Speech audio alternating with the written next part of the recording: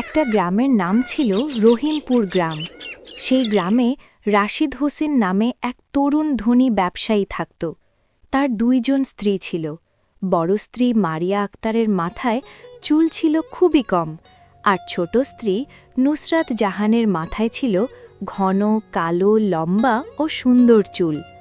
এই কারণেই ছোট স্ত্রী নিজের সৌন্দর্য নিয়ে অনেক বেশি অহংকার করত।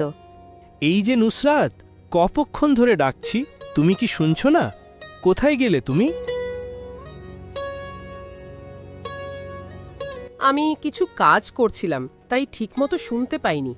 তুমি কি আমাকে ডাকছিলে? না, তোমাকে না, আমি ছোট বউকে ডাকছিলাম, বুঝলে? আমার মনে হয়েছিল আমাকে ডাকছেন। ছোট বউ তো তার চুল ঠিক করতে ব্যস্ত আছে। তোমার কি দরকার বলো, আমি নিয়ে আসছি। ওহ, একটু দেরি হলেই আমার নামে অভিযোগ শুরু হয়ে যায়। আমি কি এমন কিছু বলেছি? থাক, তোমার ব্যাখ্যা দেওয়ার দরকার নেই। তুমি তো ভাবো আমি সারাদিন ঘরের সব কাজ করি। আমি কি বলছি? আর কত মিথ্যা বলবে আমার নামে? বলার কি বাকি আছে? তোমার কথার মানে আমি ভালোই বুঝি। হায় আল্লাহ, কি দিন দেখালেন! এই সব ঝগড়া বন্ধ করো।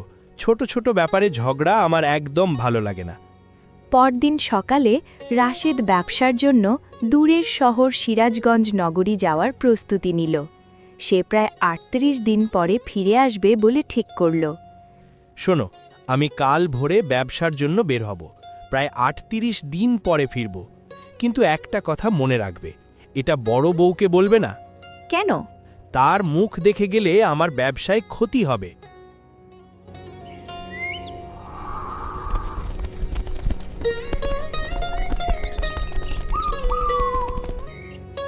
আল্লাহ, তুমি আমার স্বামীকে ভালো রেখো।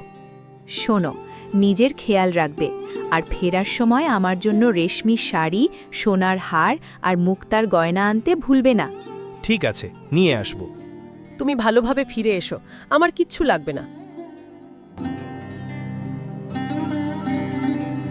স্বামী চলে যাওয়ার পর মারিয়া একা বসেছিল।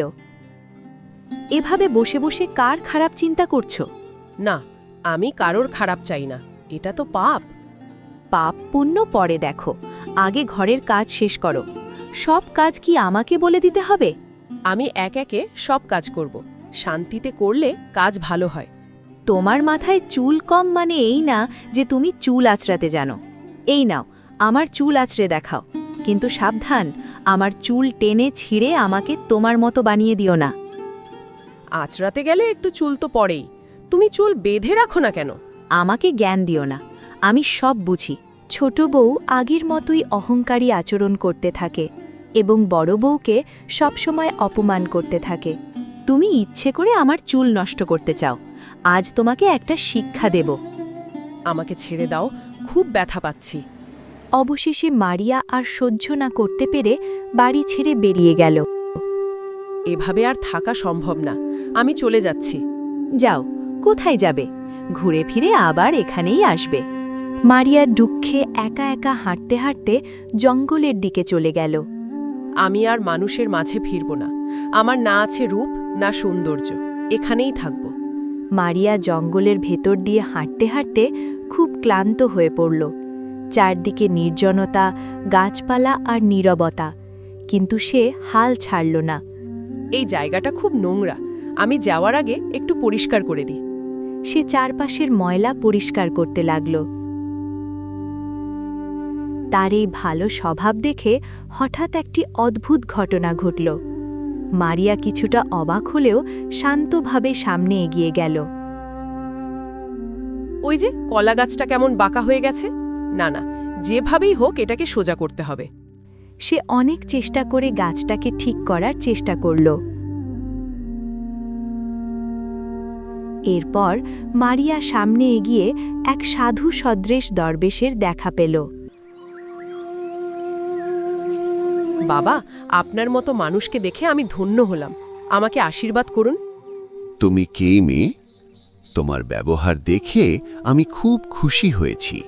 আপনি তো সবই জানেন, আমি আমার দুঃখ নিজের মুখে বলতে পারছি না। তোমার সব দুঃখ দূর হয়ে যাবে। আমার উপর দয়া করুন। তুমি সব সময় সুখী হও। ঠিক আছে, সামনে যে পুকুরটি আছে সেখানে গিয়ে মাত্র একবার ডুব দিয়ে আবার আমার কাছে ফিরে আসবে। ঠিক আছে বাবা, আপনি যেমন বলেন। মারিয়া পুকুরের দিকে গেল এবং আল্লাহর নাম নিয়ে একবার ডুব দিল। হে আল্লাহ, আমার মনকে শান্তি দাও। এটা কি হলো? আল্লাহ, তুমি কত মহান! ডুব দিয়ে উঠে সে নিজেকে চিনতেই পারল না। তার চেহারা হয়ে গেছে অনেক সুন্দর, গায়ের রং উজ্জ্বল আর চুল হয়ে গেছে ঘন ও লম্বা। সে দ্রুত দরবেশ বাবার কাছে ফিরে গেল। এই নাও একটি ঝুড়ি, এটা গয়নায় ভরা। তুমি যতই খালি করবে আবার ভরে যাবে। এগুলো সব আমার জন্য? হ্যাঁ, এগুলো তোমার জন্যই। এখন সুখে জীবন কাটাও। মারিয়া এগিয়ে যেতে লাগল। আরও সামনে গিয়ে সে একটি গাছের কাছ থেকে কাপড় পাওয়ার আশীর্বাদও পেল। এই ডালটি নিয়ে যাও, এটা নাড়ালেই সুতি, রেশমি, মসলিন সব ধরনের কাপড় পাবে। ধন্যবাদ, আমি কখনো এই উপকার ভুলব না। মেয়ে, যাওয়ার আগে এই হলুদ পাতা নিয়ে যাও। এটা নাড়ালেই বিভিন্ন রকম খাবার পাবে।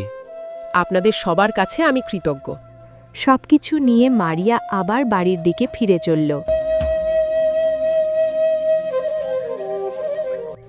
বাড়িতে পৌঁছে তাকে দেখে নুসরাত অবাক হয়ে গেল। এত সুন্দর, এত লম্বা চুল, এসব কিভাবে হলো? বলো বলো। সব বলবো, আগে ভেতরে চলো, একটু বসি। মারিয়া সব ঘটনা খুলে বলল। তাহলে আমিও যাব ওই জঙ্গলে, দেখবে আমি তোমার থেকেও বেশি সুন্দর হয়ে ফিরব। নুসরাত মারিয়ার কাছ থেকে সবকিছু শোনার পর লোভে পড়ে গেল। সে ভাবল সে যদি জঙ্গলে যায় তাহলে মারিয়ার থেকেও বেশি সুন্দর হয়ে ফিরতে পারবে। পরদিন সকালেই নুসরাত জঙ্গলের পথে রওনা হল, কিন্তু তার মনে কোনো দয়া মায়া ছিল না, ছিল শুধু লোভ আর অহংকার। জঙ্গলে ঢুকে সে একই জায়গায় পৌঁছালো যেখানে মারিয়া গিয়েছিল। এই জায়গাটা এত নোংরা, আমি কি এখানে পরিষ্কার করতে এসেছি নাকি? চলো সামনে যাই। সে কোনো কিছু পরিষ্কার না করেই সামনে এগিয়ে গেল। পথে সে সেই বাঁকা কলা গাছটিকেও দেখল। এই গাছটা বাঁকা হয়ে থাকলে আমার কি? আমি কি এটাকে ঠিক করতে এসেছি? সে গাছটিকেও উপেক্ষা করে চলে গেল। অবশেষে সে দরবেশ বাবার কাছে পৌঁছালো। এই যে বাবা, আমাকে তাড়াতাড়ি সেই জাদুর পুকুরটা দেখিয়ে দিন, যাতে আমি সুন্দর হয়ে যেতে পারি। সাবধান, শুধু একবার ডুব দিয়ে ফিরে আসবে। ঠিক আছে ঠিক আছে, আমি জানি কি করতে হবে। নুসরাত পুকুরের কাছে গিয়ে একবার ডুব দিল। ওহ, এত সুন্দর হয়ে গেছি! যদি আরেকবার ডুব দিই তাহলে তো আরও সুন্দর হব। পানির ভেতর থেকে উঠে সে দেখল তার চেহারা কিছুটা সুন্দর হয়েছে। সে দরবেশ বাবার কথা অমান্য করে আবার ডুব দিল। এটা কি হলো? আমার সাথে এমন কেন হলো? কিন্তু এবার পানির ভেতর থেকে উঠে তার চেহারা সম্পূর্ণ বদলে গেল। সে আরও খারাপ ও কুৎসিত হয়ে গেল। সে তৃতীয়বার ডুব দিতে চাইল, কিন্তু কিছুই আর পরিবর্তন হলো না। সে দৌড়ে দরবেশ বাবার কাছে ফিরে গেল। এখন আমি কি করব? বাবা, বাবা, বাবা, আমার সাথে এমন কেন হলো? আমাকে আগের মতো করে দিন। তুমি অহংকারী, লোভী এবং ঈর্ষান্বিত। তোমাকে আমি সতর্ক করেছিলাম, কিন্তু তুমি শোনোনি। এটাই তোমার শাস্তি। নুসরাত কাঁদতে কাঁদতে বাড়িতে ফিরে গেল। অন্যদিকে মারিয়া শান্তভাবে তার জীবন কাটাতে লাগল। সে ভালো কাজ করে দয়া দেখিয়ে সবার মন জয় করে নিল। কিছুদিন পর রাশিদ ব্যবসা শেষে বাড়ি ফিরে এলো। এটা কি? মারিয়া এত সুন্দর হয়ে গেছে, আর নুসরাতের এই অবস্থা কেন?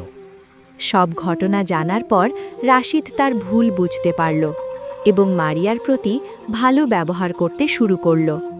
এরপর থেকে মারিয়া সুখে শান্তিতে তার স্বামীর সাথে জীবন কাটাতে লাগল।